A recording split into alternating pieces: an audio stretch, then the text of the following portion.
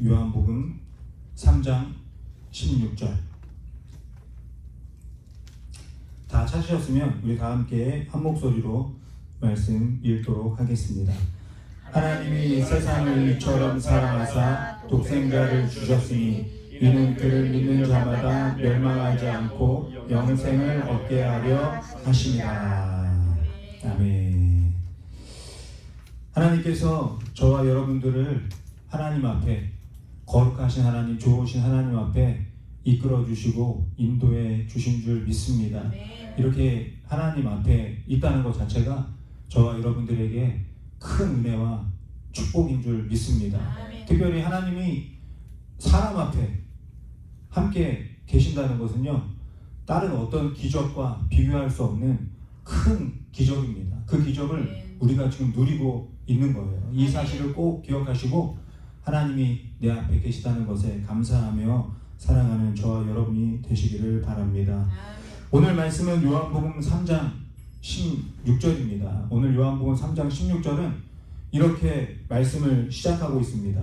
하나님이 세상을 이처럼 사랑하사, 이렇게 말씀이 시작되고 있습니다. 이 영어 성경에는요, God so loved the world라고, so love 이렇게 말씀을 하고 있고, 또 다른 번역을 제가 찾아보니까 God loves the world so much, 이렇게 so much 이렇게 말씀을 하고 있습니다.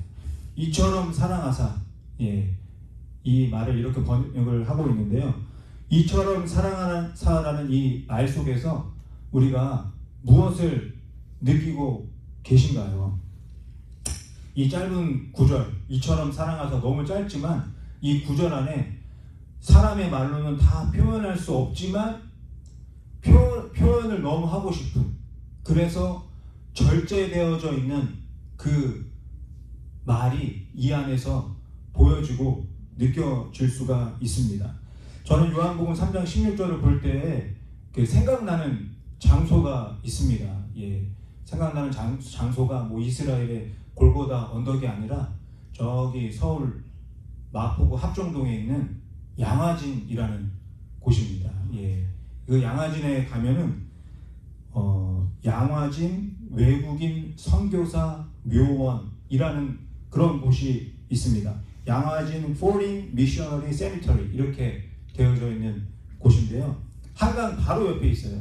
한강 바로 옆에 절벽처럼 되어 있는 그곳에 딱 양화진이라는 곳이 있습니다. 뭐 아시는 분들도 계시겠지만 그곳에는 오래전에 이 한국에 선교하기 위해서 오셨던 그 선교사님들의 묘가 있는 그런 곳입니다. 서울에 있는데도 잘 모르시는 분들이 많이 계신 것 같아요. 오래전에 조선 땅에 복음을 전하기 위해서 먼 길을 떠나서 조선까지 오신 그런 분들입니다.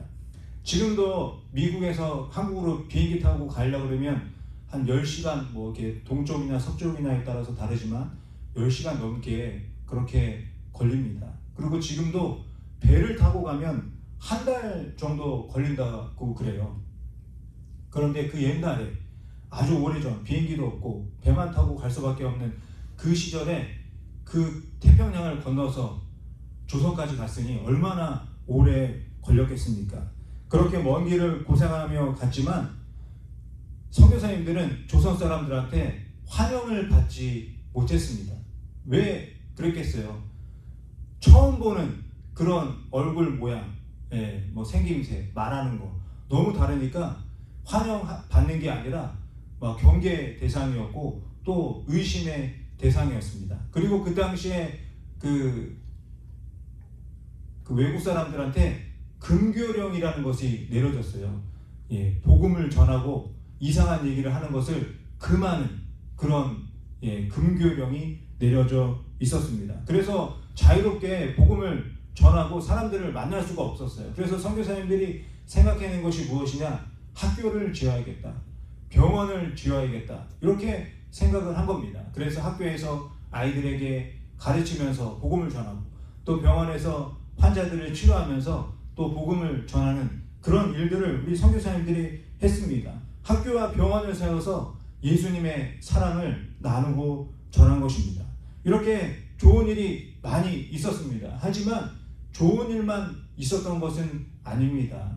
낯선 곳에 또 살아보지 않았던 그런 환경 속에 외국인들이 오시니까 이 풍토병이라는 심한 병에 걸리기도 했고 너무 많은 고생을 하셨습니다. 그리고 뭐 아내 되시는 분들이나 또 어린 아이들은 그 풍토병을 견디지 못하고 그만 숨지는 그런 일들도 있었습니다. 이렇게 힘들고 어렵게 조선 땅에서 지내시다가 순교하신 선교사님들 중에서 145명이나 되는 선교사님들이 이 양화진이라는 곳에 잠들어 계십니다.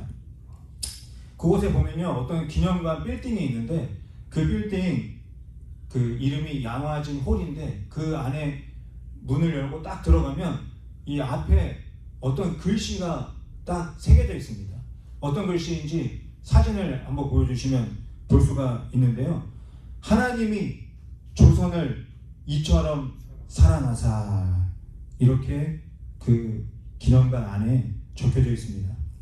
이 양화진에 잠들어 계신 선교사님들의 마음이 이 글귀가 아닌가 저는 생각이 듭니다. 다 잠들어 계시지만 다 이런 얘기를 하시지는 않았겠지만 선교사님들의 마음이 하나님이 조선을 이처럼 사랑하사 이 단어 안에 잘 담겨져 있는 것 같습니다.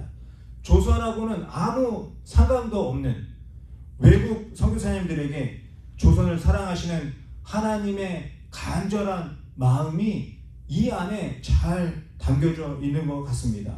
하나님의 간절한 사랑이 선교사님들을 막 움직였고 그 사랑 때문에 목숨을 건 긴 여행을 마다하지 않고 이 조선이라는 먼 곳까지 가게 된 것입니다.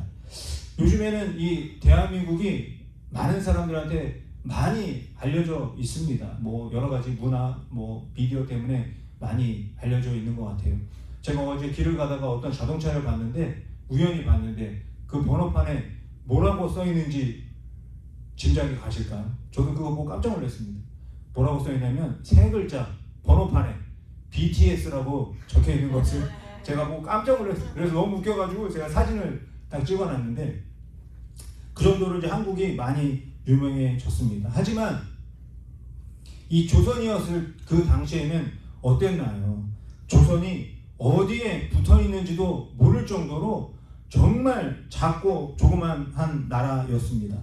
아무것도 모르는, 아무것도 알 수 없는 그 땅에 어떤 위험이 있을지 알 수가 없었습니다.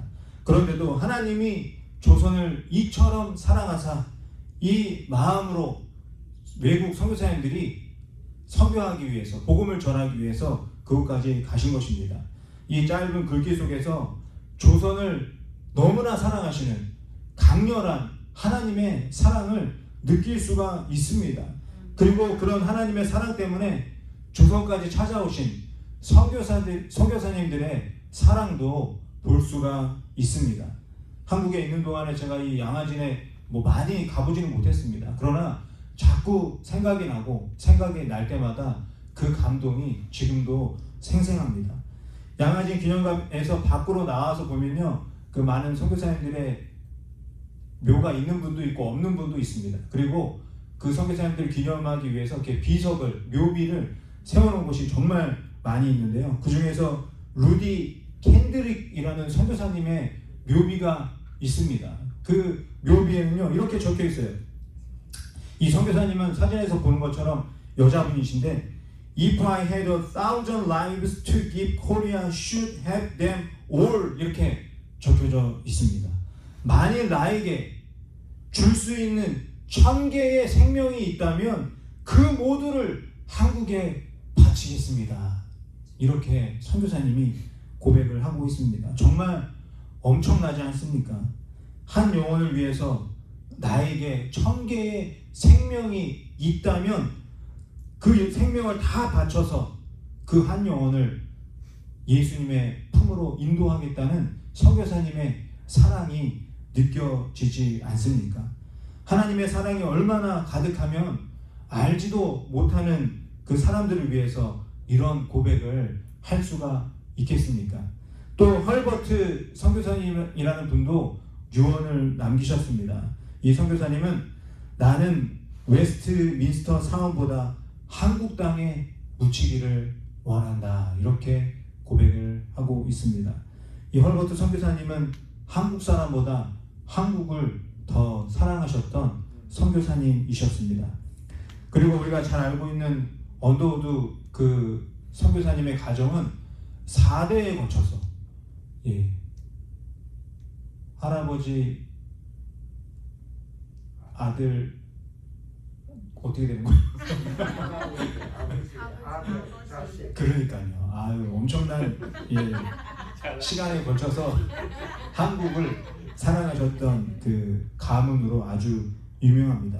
이런 선교사님들의 이야기를 보면 또 듣게 되면 정말 놀라울 뿐입니다. 감탄이 나올 뿐입니다. 저는 가끔 이렇게 말씀하시는 분들의 이야기를 들을 때가 있습니다. 전도해야 한다는 것은 안다.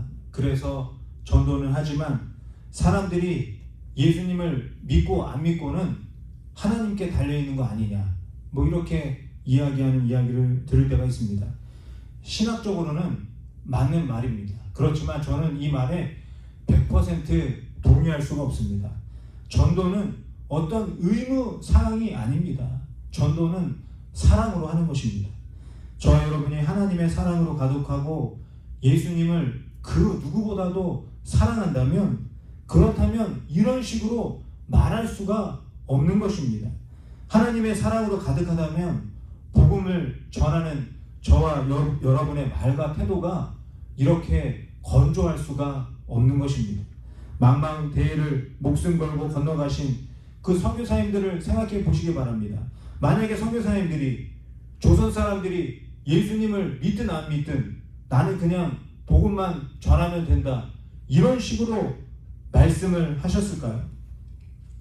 비록 저와 여러분이 선교사님들처럼은 못한다고 할지라도 간절한 마음으로 끝까지 포기하지 않고 하나님의 사랑을 전해야 되지 않겠습니까? 왜냐하면 하나님은 한 영혼도 절대로 포기하지 않고 사랑하시기 때문입니다. 그 포기하시지 않는 그 사랑 때문에 저와 여러분이 지금 여기에 앉아있는 것입니다. 하나님이 포기하셨다면 이 자리에 앉아있을 수 있는 사람은 아무도 없을 것입니다. 저와 여러분을 향한 이 하나님의 사랑, 나를 이처럼 사랑하시는 사랑, 세상을 이처럼 사랑하시는 이 하나님의 사랑은 참으로 놀라운 것입니다. 하나님께서 얼마나 저와 여러분을, 그리고 이 세상을 사랑하고 계시는지 알고 계십니까? 하나님의 깊고 넓은 사랑은 하나님이 예수님을 얼마나 사랑하시는지 그것을 알면 알 수가 있습니다. 하나님이 예수님을 얼마나 사랑하시는지 어떻게 알 수 있나요? 하나님이 예수님을 얼마나 사랑하시면 누가 되었든 어떤 사람이 되었든 예수님을 믿기만 하면, 예수님을 사랑하기만 하면 하나님께서 영생을 허락해 주겠다, 이런 놀라운 약속을 하고 계십니다. 하나님이 예수님을 엄청나게 사랑하시기 때문에 이런 약속을 예수님을 통해서 우리에게 전해주고 있는 것입니다. 예수님은 하나님 아버지의 사랑의 결정체이십니다. 이처럼 나를 사랑하신 그 하나님의 사랑이 낳은 결과가 바로 예수님이십니다. 지금으로부터 약 1600년 전에 우리가 잘 알고 있는 어거스틴이라는 사람이 있었습니다. 정말 유명한 신학자고 이분이 쓴 책들은 정말 너무 감동적인데, 젊은 시절에는 방탕한 삶을 살기도 했고, 또 어머니가 간절히 기도해서 다시 돌아온 그런 이야기로 아주 유명한 분이십니다. 이 다시 하나님의 품으로 돌아온 어거스틴이 이런 고백을 했습니다. 마치 사랑할 사람이라고는 단지 한 사람밖에 없는 것처럼 하나님은 우리 한 사람 한 사람을 사랑하신다. 이것이 하나님의 마음입니다. 이것이 하나님의 사랑입니다. 사랑할 사람이 이 세상에, 이 우주에 나 한 사람밖에 없는 것처럼 하나님은 저와 여러분을 사랑한다 고백하고 있는 것입니다. 우리가 너무나 잘 알고 있는 사도 바울도 마찬가지입니다. 예수님을 믿는 사람들을 체포하고 잡아다가 감옥에 넣으려고 저 다메섹으로 가던 길이었습니다. 그 가던 길에 예수님을 만나게 됩니다.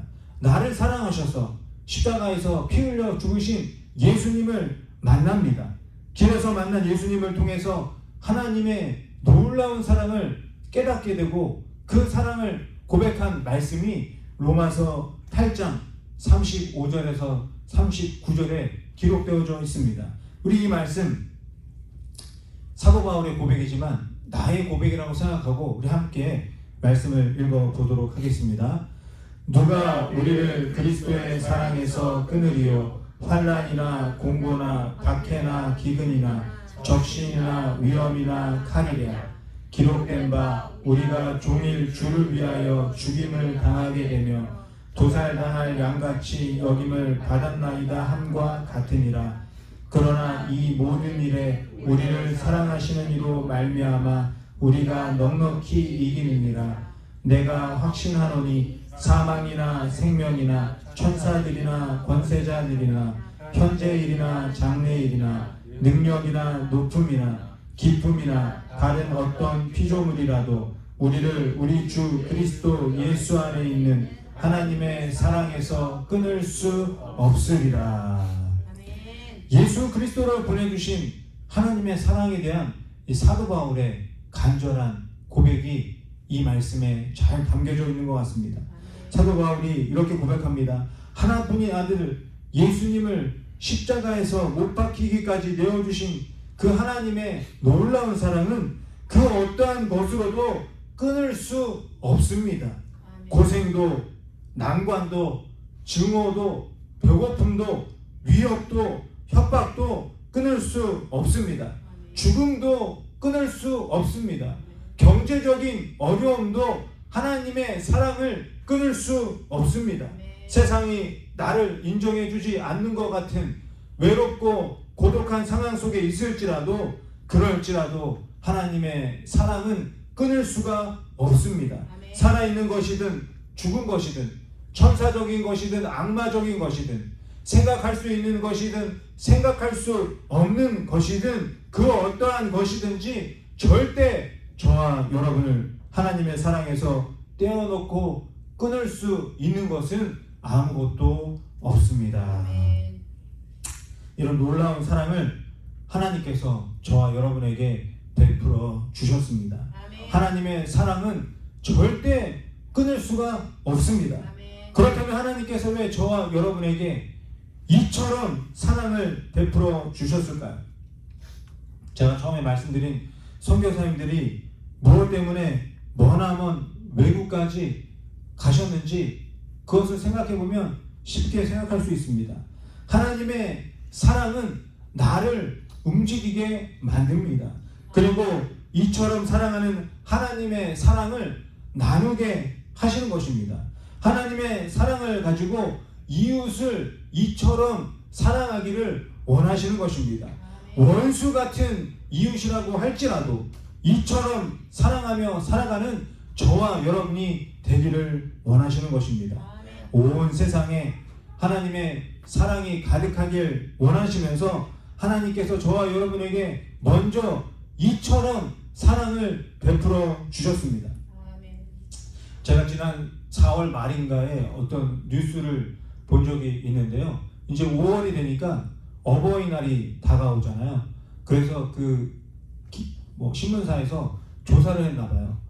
어버이날 부모님들이 받고 싶은 선물이 무엇인가 조사를 했는데 5등부터 1등까지가 있습니다. 5등은 명품 지갑, 명품 가방 이런 거 그런 거가 이제 받고 싶은 선물 부모님들이. 그리고 4등은 건강식품. 별로 우리 집사님들이 고개를 끄덕거리지 않으시네요. 3등은 여행. 그리고 2등은 상품권. 그리고 1등은 현금, 캐시 맞습니다. 너무 좋아하시잖아요, 그죠? 이게 진심입니다. 근데 반대로 자녀들이 부모님께 드리고 싶은 선물에는 현금이 없습니다. 예. 5등은 명품 지갑이고 4등은 패션이나 뷰티 관련된 선물, 3등은 상품권, 2등은 여행, 1등은 건강식품, 이렇게 나와져 있습니다. 자녀들이 어버이날을 맞이해서 부모님께 드리고 싶은 선물과 부모님이 받고 싶은 선물이 이렇게 차이가 나는 것을 보았습니다. 저는 이것이 나쁘다는 것을 말씀드리는 것이 아닙니다. 선물하는 게 정말 쉽지 않다는 생각이 들어서 말씀드리는 것입니다. 주는 사람은 만족하면서 막 이 정도면 만족하시지 않을까 하고 주는데, 받는 사람이 별로라고 생각하면 그 선물의 의미가 좀 줄어드는 게 아닌가, 이런 생각이 들었습니다. 그렇기 때문에 선물하는 사람이 고민을 정말 엄청나게 많이 하게 되는 것 같습니다. 하나님도 이렇게 생각하지 않았을까, 제가 혼자 상상해 보았습니다. 내가 이 땅에 있는 사람들에게 어떠한 선물을 주면 기뻐할까, 어떠한 선물을 주면 정말 감동할까, 하나님께서 생각하고 또 생각하고 고민하고 또 고민하시지 않았을까 생각을 해 보았습니다. 그러다가 하나님께서 마침내 결정을 하시게 됩니다. 결정하신 그것이 무엇일까요? 바로 예수 그리스도이십니다. 하나님이 아무리 생각하셔도 하나님이 우리에게 주실 수 있는 가장 귀한 것, 하나님이 생각하셨을 때 가장 소중하고 귀한 것, 최고의 것은 오직 예수님밖에 없었습니다. 아멘. 예수님은 하나님이 저와 여러분에게 주시는 최고의 선물입니다. 최고의 은혜입니다. 아멘. 그리고 최고의 기적입니다. 아멘. 하나님이 세상을 이처럼 사랑하사 세상을 너무나 사랑하시는 하나님의 마음을 예수님 안에 듬뿍 담아서 예수님을 이 땅에 보내주셨습니다. 아멘. 그런 예수님을 저와 여러분이 바라보고 하나님께서 이렇게 소중하고 귀한 분을 보내주시다니 정말 너무 감사하다, 이렇게 생각하고 고백한다면 예수님을 보내주신 하나님의 마음이 얼마나 기쁘고 또 얼마나 감동이 되겠습니까? 사랑하는 성도 여러분, 저와 여러분을 정말 너무나 사랑하셔서 가장 소중한 선물, 예수님을 이 땅에 보내주신 하나님의 사랑이 요한복음 3장 16절에서 보여지고 느껴지고 계십니까? 예수님은 성경에서 말씀하시는 것처럼 너무나 귀하고 소중한 선물입니다.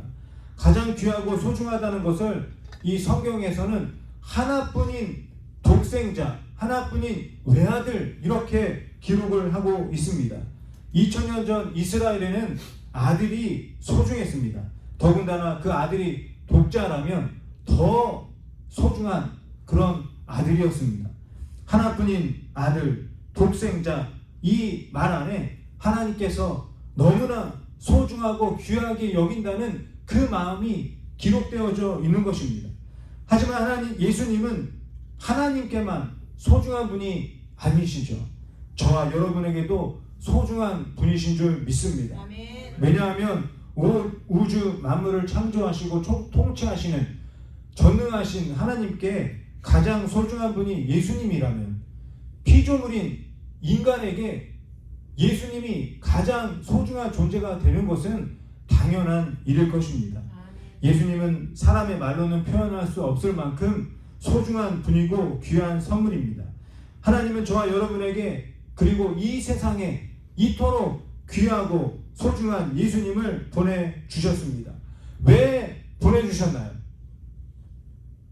저와 여러분을 사랑하시기 때문입니다.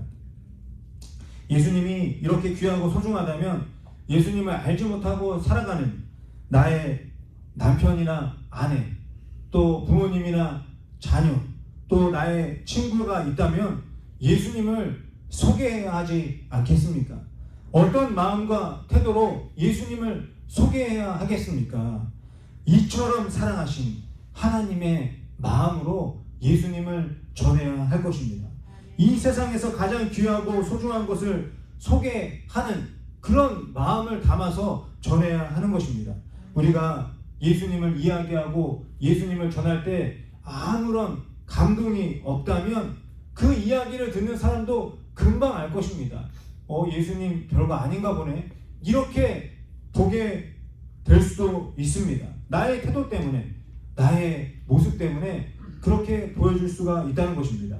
하지만 저와 여러분이 두근거리는 마음으로, 설레는 마음으로, 귀한 선물을 준비하고 주는 마음으로 예수님을 전한다면 내 이야기를 듣고 그 사람이 바로 예수님을 믿거나 예수님에 대해서 알지 못한다고 할지라도 듣는 그 사람이 야, 지금 정말 귀한 것을 이야기하는구나, 소중한 것을 이야기하구나 하는 거구나, 이렇게 생각하지 않겠습니까? 정말 귀한 것을 전하는데 두근거리는 그런 마음은 온데간데 없고, 받고 싶으면 받고 말고 싶으면 말하라, 이런 식으로 전하면 되겠습니까? 이거 정말 귀한 것이다, 이분은 정말 소중한 분이다, 나만 알고 있기 아까워서 너한테도 알려준다, 이렇게 전해야 하지 않겠습니까?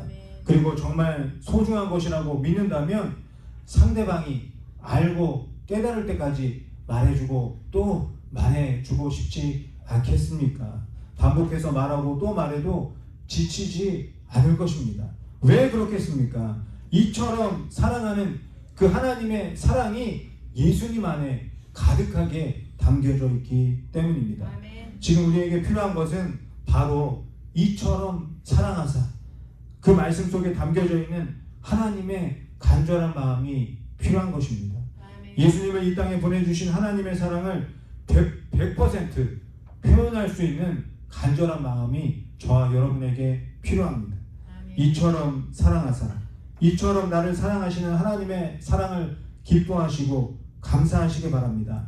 그리고 이처럼 세상을 사랑하사 독생자 예수님을 보내주신 놀라운 사랑을 진심으로 전하시기 바랍니다. 그럴 때 이 땅의 모든 사람들이, 나의 가족과 나의 이웃이 예수님을 통해서 하나님의 사랑을 누리게 되는 놀라운 축복이 넘쳐나게 될 줄 믿습니다.